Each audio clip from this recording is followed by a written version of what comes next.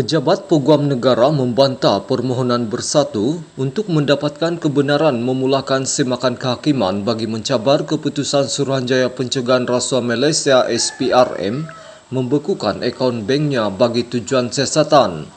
Peguam Kanan Persekutuan Samsul Bol Hassan dalam hujahannya berkata, perintah pembekuan itu tidak boleh dicabar melalui permohonan semakan kehakiman di mana kuasa untuk mengeluarkan perintah berkenaan adalah salah satu mekanisme siasatan. Katanya agensi penguatkuasaan undang-undang diberi kuasa untuk mengeluarkan perintah membekukan harta seseorang apabila memenuhi beberapa syarat. Permohonan kebenaran ini harus ditolak kerana akaun bank berkenaan kini menjadi perkara dalam pertuduhan jenayah, menjadikan sebarang aduan mengenainya berada di bawah bidang kuasa Mahkamah Jenayah. Perintah pembekuan itu yang dikeluarkan ke atas akaun Bersatu kini menjadi subjek dalam pertuduhan jenayah terhadap Tan Sri Muhyiddin Yassin, iaitu Presiden Bersatu. Oleh itu kami menyatakan bahawa dengan membenarkan kebenaran semakan kehakiman terhadap perintah pembekuan berkenaan akan membawa kepada campur tangan Mahkamah Sivil dalam melaksanakan kuasa penyeliaannya terhadap bidang kuasa Mahkamah Jenayah, katanya. Sementara itu, Samsul berkata permohonan kebenaran Muhyiddin bagi mencabar larangan perjalanan ke atasnya juga harus ditolak kerana ia sudah ditarik balik, menjadikan ia kini bersifat akademik.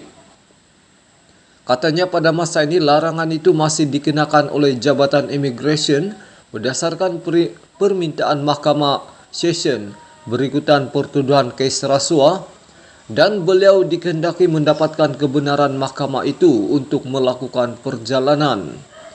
Sementara itu, Peguam Rosli Dahlan yang mewakili Bersatu berhujah bahawa perintah pembekuan akaun dan larangan perjalanan terbabit boleh dicabar dalam semakan kehakiman kerana isu yang dibangkitkan bukan remeh atau menyusahkan. Menurut Rosli, responden melakukan beberapa salah laku dari segi prosedur yang mewajarkan mahkamah mendengar merit permohonan semakan berkenaan. Antaranya perintah itu bersandarkan niat jahat dan menyalahi undang-undang. Beliau berkata perintah pembekuan akaun tidak pernah diserahkan kepada Bersatu walaupun selepas pelbagai permohonan dikemukakan sebelum kebenaran semakan kehakiman difailkan. Katanya siasatan SPRM dilakukan semata-mata sebagai asas untuk mengeluarkan perintah pembekuan akaun terhadap Bersatu dan larangan perjalanan terhadap Muhyiddin tidak disertai asas yang kukuh.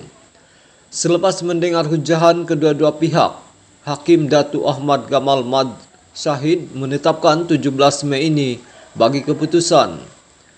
Permohonan kebenaran semakan kehakiman itu difailkan Datuk Muhammad Suhaimi Yahya dan Muhyiddin bagi pihak parti pada 8 Mac lalu.